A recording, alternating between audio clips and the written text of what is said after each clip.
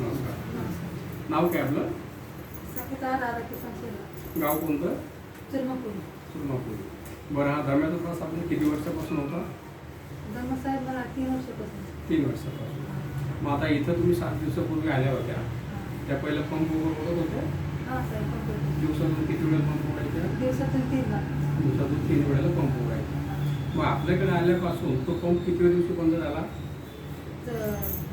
6 दिवसापासून.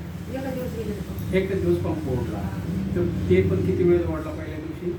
संध्याकाळी सकाळी. फक्त एकच वेळेला. म्हणजे 3 वेळेला दिवसात पंप ओढत होते, ते पहिल्या दिवशी 1 वेळेवर आल्या. एकच वेळ. त्याच्यानंतर पंप ओढायची गरजच पडली नाही.